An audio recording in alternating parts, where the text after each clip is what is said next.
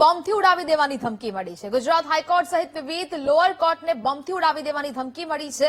સુરત, રાજકોટ, અમદાવાદ અને ભરૂચની કોર્ટમાં ઈમેલ મળ્યો છે. સુરત ડિસ્ટ્રિક્ટ કોર્ટને રાત્રે 2 વાગે મેલ કરીને આરડીએક્સથી ઉડાવી દેવાની ધમકી આપવામાં આવી. Ahmedabad city civil and sessions કોર્ટના રજિસ્ટ્રી વિભાગને પણ આ મેલ મળ્યો છે. રાજકોટ કોર્ટને મેલથી બોમ્બથી ઉડાવી દેવાની ધમકી મળી છે. ગાંધીનગર કલેક્ટર કચેરીને પણ બોમ્બથી ઉડાવી દેવાની ધમકી મળી. એલટીટીઈ અને કાશ્મીર આઈએસકેપીના જે સાગરીતોએ કોર્ટને ધમકી આપી હોવાનું સામે આવ્યું છે. 3 આરડીએક્સ આઈડી કોર્ટ બિલ્ડિંગમાં રાખ્યાનો ઈમેલમાં ઉલ્લેખ પણ કરવામાં આવ્યો છે. બપોરે જમવાના સમયે બ્લાસ્ટ થવાની ધમકી આપવામાં આવી. પોલીસે ઈમેલને ગંભીરતાને ધ્યાનમાં રાખીને તપાસ શરૂ કરી. 18 ડિસેમ્બરે અમદાવાદની વિવિધ સ્કૂલમાં પણ આ ધમકી આપવામાં આવી હતી.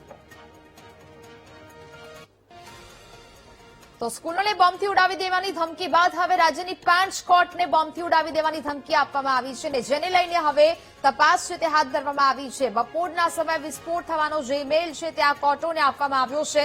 પોલીસે મેલની ગંભીરતાને ધ્યાને લઈને તપાસ છે તે શરૂ કરવામાં આવી છે.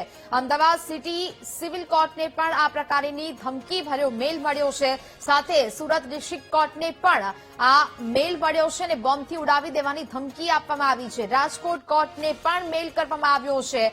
રાજ્યની આ 5 જેટલી કોર્ટ છે જેને આ પ્રકારની ધમકી આપવામાં આવી છે. સુરત, રાજકોટ, અમદાવાદ અને ભરૂચની કોર્ટમાં આ પ્રકારનો મેલ કરવામાં આવ્યો છે.